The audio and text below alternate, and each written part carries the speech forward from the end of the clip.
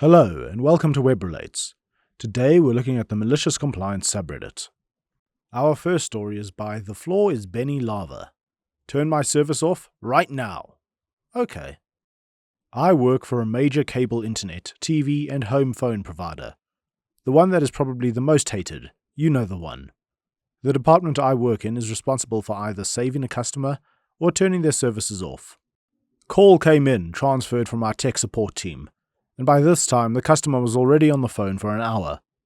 Tech agent was able to get service back up and running, but he was now asking for a large credit for 1 day of service out. As soon as I got on the phone, it was demands. Hey, here's what you're going to do.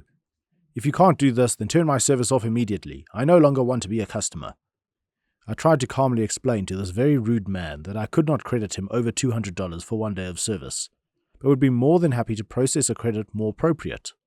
He declined, and again demanded that his service be turned off immediately. I reiterate the immediately part to him, and he says, yep, right now. Cue malicious compliance.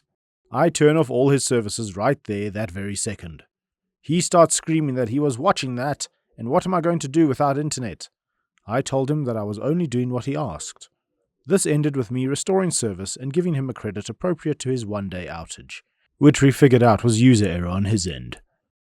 The Truthkeeper has commented with exactly what I was thinking. I was hoping this ended with him using the phone service you provided to call you, so his call suddenly cut out. OP has replied, it has happened before, and it used to happen so much that they have a hold built into the system that keeps the phone active for a half hour after disconnect.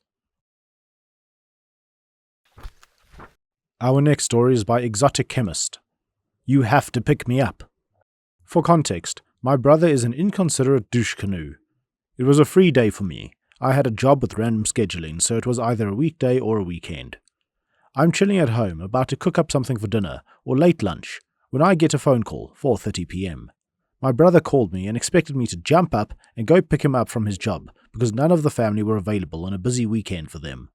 When I say he expected, I mean he called me up and said the exact words, you have to pick me up. This was before he had his own car and license, around 18. His job was on the other side of town, a full 30 to 40 minute drive or more depending on traffic, and it was at 4:30 p.m, just before hectic work traffic at 5 p.m. If I had refused to get him, he would have called either of our parents and whined until I was beat at to go pick him up. Understanding the box I'd been put in, a Grinch-like smile grew across my face as I made up my mind. What did I do?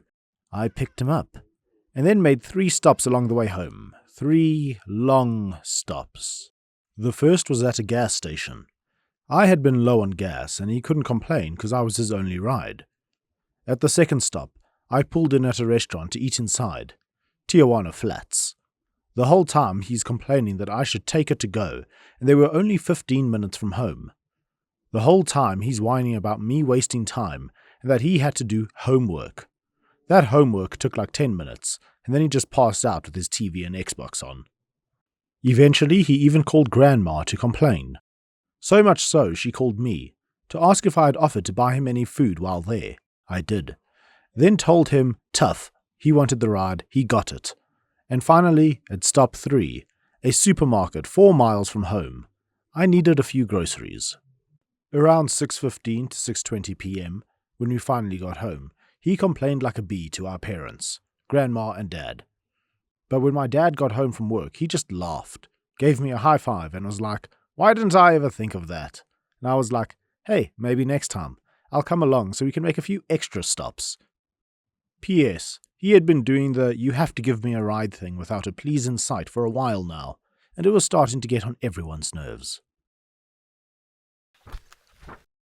Our next story is by Embarrassed Eye. It's my job to deal with it? Sure.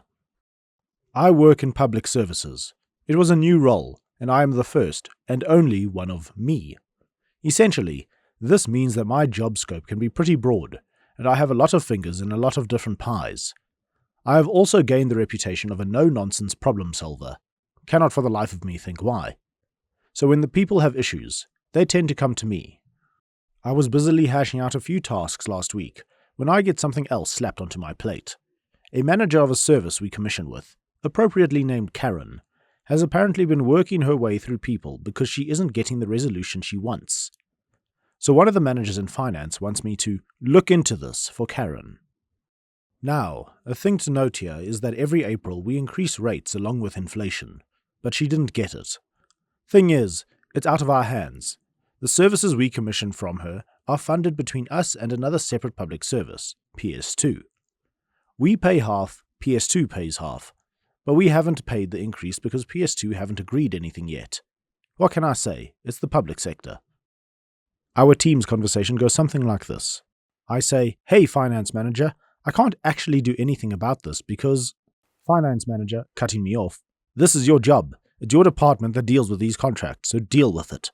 I don't care how, just get her off my back."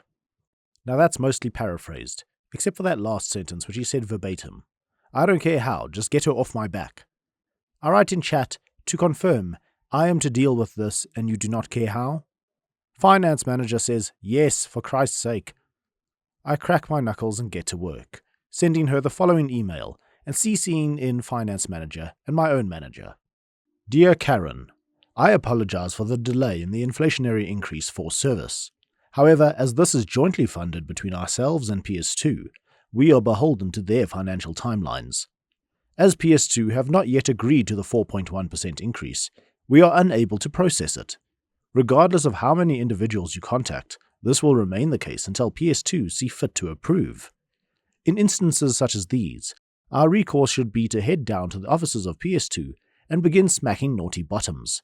But I fear HR would frown upon such action in these enlightened times. Might I suggest contacting PS2 yourself in order to expedite the process? I'm sure finance manager at my place of work, would be happy to direct you to the appropriate contact and answer any further questions. Warmest regards, me. I then immediately got a Teams call from my manager where for 30 seconds all I could hear was laughing, and he asked me what was going on. I sent him the screenshots of the chat messages between myself and finance manager and relayed the Teams call. My manager told me that it was not, in fact, my job. How odd!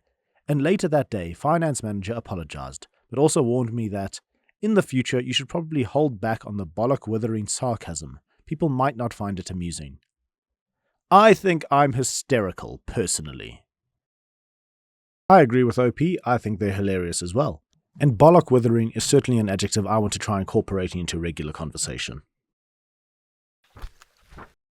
Our last story is by tourist number 865. Nobody passed the yellow line. Gotcha. It's going to sound like it's fairly reasonable to start, but trust me, it gets silly real quick. Had just started work at one of the big railway companies as a safety officer / customer service rep. Now, as you can imagine, that is basically herding sheep, and not very effectively. People have places to go, but I'd rather they didn't end up dead. During probation, one of the bosses got moved to my station. Now, this guy could not have fit the police description of up his boss's butt more if he had tried. Looked like he spent the last 40 years dreaming of having a badge on with significance, and by God he was gonna use it. On the platform of every station there is a yellow line on the floor, few feet from the edge, to signify where not to walk, lest the turbulence turns you into a train's doormat. Simple stuff, and when a train is pulling up, you're to keep everyone behind it. No issues so far, that's literally my job. Now for weeks he'd been a stickler for his way, but he would mask it as, this came from head office, but on this particular day, whatever bee was in his bonnet came out in full force, and he was masking nothing. Once a train was stopped, so long as you don't have a full gaggle at the door, we usually have no issues with one or two people, you know, the London crowd who won't wait, being next to the door, ready. It's efficient, if nothing else. The train had stopped. 3 people were waiting for the doors to open. They did. The train left. This guy starts shouting from literally the other platform, in front of other travellers, roasting the crap out of me. Safety? Yes, but this was obscene. So he decided to enact a rule of his own. If you want to pass this probation, I want to see everyone behind that yellow line for a full 30 seconds before you signal to let the doors open. If a single person moves, you talk to them about safety and wait again. So let me get this straight. That 30 seconds resets for every time someone else doesn't listen and crosses the line? Did I stutter? Did you bloody what? Oh, you're on, sweet child. Across that day, I was honestly looking at my watch more than I was looking at anything else. Remember, it's for your safety after all. Plot twist? Dual line station. One into the city, one on the way to London. No way past it. If a train is delayed, nothing else moves. Queue about 2 hours later, and sure enough, the dweeb butt manager comes charging down the platform. "What the hell are all these delays for? I've got head office tearing us a new one." "Just making sure we adhere to the 30 seconds, boss. I've never had so much feedback about safety." "Well, the feedback I'm getting is we now have a near 10 train bottleneck at this station." "Firstly, it's you have a bottleneck, not us. Second, I'm merely doing exactly as you asked." His face dropped, clearly understanding what had happened. "Right, then well, you can talk to the area manager and explain this for yourself, because he's going to be here in about 15 minutes. "He's coming here? Ha! Deal." Did he go as white as a ghost? Yes. Did he try stopping me seeing the area manager? Yes. Was he successful? Hell no.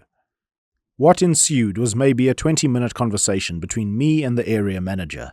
Me finding out that this manager had been moved more than a few times for various issues. The meeting between them two lasted probably 90 seconds, if that. And then a very sheepish-looking manager slowly slinked up to me and in the lowest voice ever said, "You're doing a good job.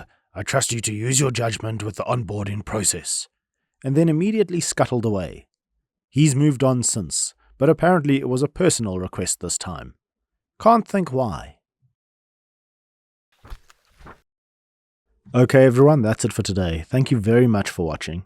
If you enjoyed the content, please like, comment, subscribe. And then I will see you guys in the next video. Cheers.